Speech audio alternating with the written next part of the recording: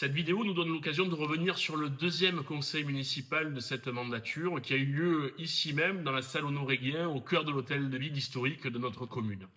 Un conseil municipal marqué par cette phase d'installation avec l'élection de 3 nouveaux adjoints pour renforcer la proximité dans chacun de nos noyaux villageois, avec donc l'élection de monsieur Anthony Paget qui aura la charge notamment des conseils de quartier ainsi que de la vie associative et des traditions et qui sera accompagné dans cette tâche par Aurélie Trichot-Pirani et Maurice Attias qui lui aura également la responsabilité notamment des services techniques et des relations avec l'antenne de la métropole. Nous avons installé aussi un certain nombre d'organismes de manière à ce que l'équipe municipale puisse se mettre au travail immédiatement. Et j'ai tenu, même si le score des dernières élections municipales qui nous avaient accordé plus des 3/4 des voix nous aurait permis de nommer uniquement des membres de la majorité, j'ai fait le choix que les oppositions puissent être représentées, notamment au sein de la commission d'appel d'offres, où Madame Varnier siégera, et ainsi qu'au conseil d'administration du CCAS, où Monsieur Frédéric Jutois aura également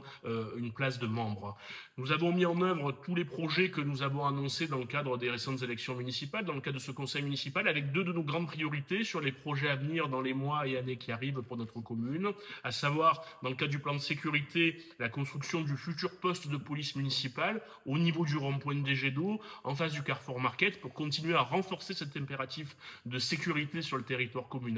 Et de la même manière, nous avons voté également les demandes de subvention pour la création de la future école des embus qui verra le jour d'ici la rentrée 2028 sur l'avenue de Provence à la place d'un projet de 70 logements sociaux. Donc des projets qui se concrétisent dès ce début de mandat et qui a été confirmé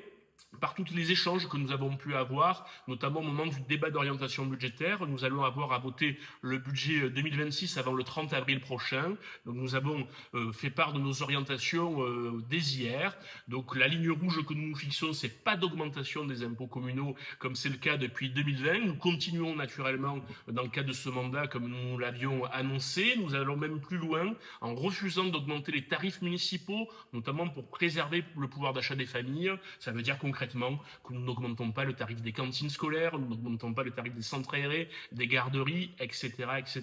Cela se fait au prix d'une grande rigueur budgétaire, avec, on déclinera le plan de rationalisation du parc immobilier de la commune. Nous faisons des efforts à tous les niveaux de la collectivité pour que chaque euro investi soit un euro utile pour les habitants d'Allo. Et nous continuons à avoir des investissements, à travers notamment, comme je l'ai dit, ce poste de police municipale et cette future école des embus, grâce au soutien financier de nos partenaires institutionnels que nous continuons à optimiser.